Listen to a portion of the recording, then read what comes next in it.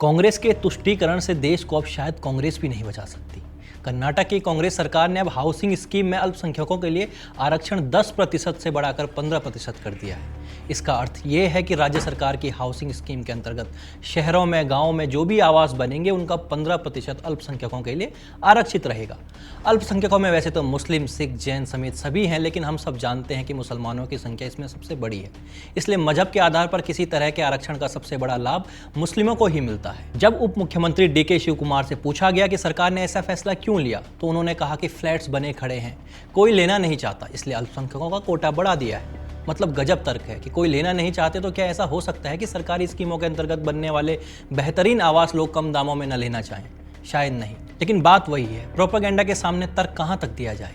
एक बात और याद रखिए, ऐसा पहली बार नहीं है जब कर्नाटक की कांग्रेस सरकार मजहबी आधार पर अल्पसंख्यकों को आरक्षण दे रही है। इससे पहले सरकारी ठेकों में भी मुस्लिमों को 4% आरक्षण देने का प्रावधान किया गया है। इसके अलावा सरकार बनते ही कांग्रेस ने कर्नाटक के मुस्लिमों को ओबीसी में शामिल करके उन्हें 4% आरक्षण देने का प्रावधान किया है। इस तरह देखें तो नौकरियों और शिक्षा संस्थाओं में कांग्रेस सरकार ने मुस्लिमों को रिजर्वेशन दिया, सरकारी ठेकों में मुस्लिमों को रिजर्वेशन दिया और अब हाउसिंग स्कीम में भी आरक्षण दिया गया है। बड़ी बात यह है कि यह सब तब किया जा रहा है जबकि संविधान में मजहब के आधार पर आरक्षण का कोई प्रावधान नहीं है। संविधान में जातियों के आधार पर आरक्षण है और जैसा कि मुस्लिम खुद दावा करते हैं कि उनके यहाँ जातियां नहीं होती, इसलिए वे आरक्षण के हकदार नहीं है। इसके बाद भी कांग्रेस सरकार तमाम तरह के नियम कानून बनाकर मुस्लिमों को लगातार रिजर्वेशन दे रही है। सवाल है कि क्यों? संविधान के कथित रक्षक राहुल गांधी गैर संवैधानिक नीतियां कांग्रेस शासित राज्यों में क्यों लागू कर रहे हैं? हाथ में जो लाल किताब लेकर वे घूमते हैं जिसे संविधान कहते हैं, क्या उन्होंने कभी वो किताब पढ़ी है? अगर वो संविधान है तो उन्हें उसे जरूर पढ़ना चाहिए और कर्नाटक सरकार की इन नीतियों पर रोक लगानी चाहिए, लेकिन शायद वो ऐसा कभी नहीं करेंगे क्योंकि कांग्रेस ने वोट बैंक की राजनीति को संस्थागत रूप दे दिया है।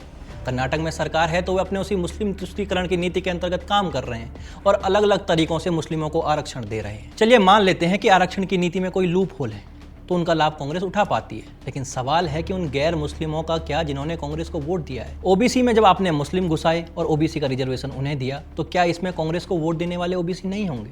निश्चित तौर पर होंगे। इसी तरह कॉन्ट्रैक्ट और हाउसिंग स्कीम में भी रिजर्वेशन देकर कांग्रेस अपने तुष्टीकरण के लिए गैर अल्पसंख्यकों के संविधान हक पर क्या डाका नहीं डाल रही है? निश्चित तौर पर राहुल गांधी को इसका जवाब कर्नाटक के लोगों को देना चाहिए। उन्हें बताना चाहिए कि तुष्टीकरण के लिए खैरात की तरह बांटे जा रहे आरक्षण पर कब रोक लगेगी, या फिर राहुल गांधी जो कहते हैं कि सही समय आने पर हम आरक्षण खत्म कर देंगे। We will think of scrapping reservations when India is a fair place. अपना वो प्रयोग कांग्रेसी शहजादे कर्नाटक में कर रहे हैं और इसके लिए ओबीसी समेत दूसरे वर्गों का आरक्षण छीनकर मुस्लिमों को दे रहे हैं। खैर, कांग्रेस की असली मंशा क्या है वो तो हम सभी जान पाएंगे जब राहुल गांधी खुलकर बताएंगे कि कर्नाटक में इस तरह से मजहब के आधार पर आरक्षण क्यों दिया जा रहा है। लेकिन एक बात तय है कि मुस्लिम तुष्टीकरण के लिए आरक्षण को इतनी आक्रामकता के साथ शायद ही पहले कभी हथियार बनाया गया। खैर, कर्नाटक में अब हाउसिंग स्कीम में भी रिजर्वेशन दिया गया है। इसको लेकर आपका क्या कहना है कमेंट सेक्शन में हमें ज़रूर बताएं। अगर आपको हमारा कंटेंट पसंद आता है तो हमारे चैनल को सब्सक्राइब भी ज़रूर कर लें। धन्यवाद।